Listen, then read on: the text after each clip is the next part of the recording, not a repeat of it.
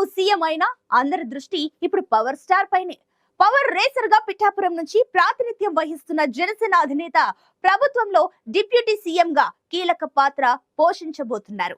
YCP పాలనలో శాంతి భద్రతలు అదుపు తప్పాయని, కూటమి అధికారంలోకి వస్తే లా అండ్ ఆర్డర్ ని కంట్రోల్లో పెడతామన్నారు పవన్ కళ్యాణ్. వైసీపీ స్థానిక సంస్థల్ని నిర్వీర్యం చేసిందని విమర్శలు గుప్పించారు. మరి కూటమి ప్రభుత్వంలో పవన్ ఎలాంటి అడుగులు వేయబోతున్నారు?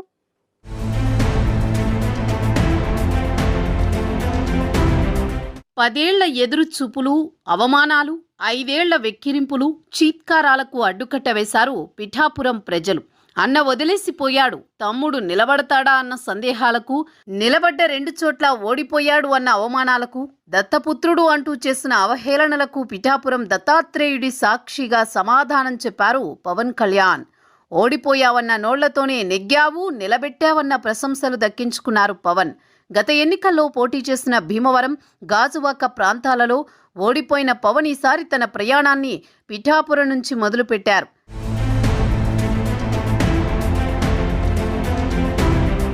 వాస్తవానికి ఓ ఫెయిల్యూర్ పొలిటీషియన్గా విమర్శలు ఎదుర్కొంటున్న పవన్ కళ్యాణ్ ఈ ఎన్నికలతో ఆ ముద్ర చెరిపేసుకున్నారు. ముందు నుంచి వైసీపీ వ్యతిరేక ఓటు చీలనివ్వనంటూ చేసిన శపథాన్ని నిలబెట్టుకోవడానికి కూటమి ఏర్పాటులో తానే పెద్దన్న పాత్ర పోషించారు. 3 పార్టీలను కలిపి తాను తగ్గినా చివరికి నెగ్గారు పవన్.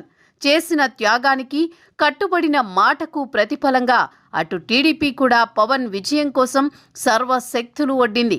పిఠాపురంలో వర్మ రూపంలో బలమైన టీడీపీ నాయకుడున్నా పవన్ కోసం ఆయన్ని ఒప్పించి పోటీ నుంచి తప్పించారు చంద్రబాబు. ఇలా 2 పార్టీల అధినేతలు చేసిన త్యాగాలు వృధా కాలేదు. కూటమి నేతలు కలిసికట్టుగా విజయంలో కీలక పాత్ర పోషించారు.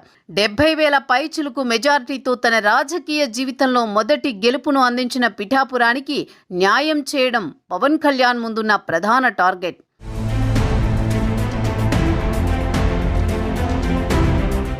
మూడు పార్టీల కూటమి కలిసికట్టుగా తలపడ్డా వాస్తవానికి పవన్ కళ్యాణ్ క్రేజ్ ఎన్నికల్లో బలంగా పనిచేసింది.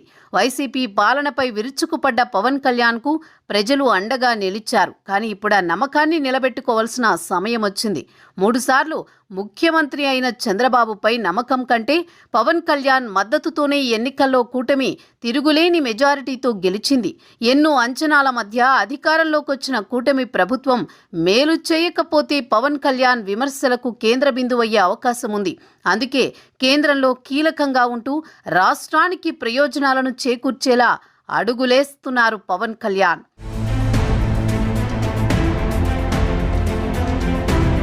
పిఠాపురంలో గెలిస్తే నియోజకవర్గ స్వరూపాన్ని మార్చేస్తానని హామీ ఇచ్చారు పవన్ కళ్యాణ్. పిఠాపురం నియోజకవర్గాన్ని ఆధ్యాత్మిక కేంద్రంగా, చేనేతలు ఉన్న గొల్లప్రోలును సిల్క్ సిటీగా, మత్స్యకారులు ఎక్కువగా ఉన్న Uppada, Kothapalli fishing harbour development యాక్టివిటీగా చేస్తానని ఓటర్లకు హామీ ఇచ్చి భారీ మెజారిటీతో గెలుపొందారు. రాష్ట్రానికి మేలు చేయడం కంటే తనను అసెంబ్లీకి పంపిన పిఠాపురం ప్రజలకు ఇచ్చిన హామీల్ని నిలబెట్టుకోవడం పవన్ కళ్యాణ్ ముందున్న ప్రధాన లక్ష్యం. మరి పవన్ మార్క్ అభివృద్ధి ఎలా ఉండబోతోంది? ఏపీ ప్రజలకు ఇచ్చిన హామీలు అడుగులు ఎలా పడబోతున్నాయనే దానిపై ప్రతి ఒక్కరూ ఉత్కంఠగా చూస్తున్న పరిస్థితి కనిపిస్తోంది. కూటమి కోసం తగ్గిన పవన్ ఇప్పుడు ఎలా నెగ్గుతారో చూడాలి మరి.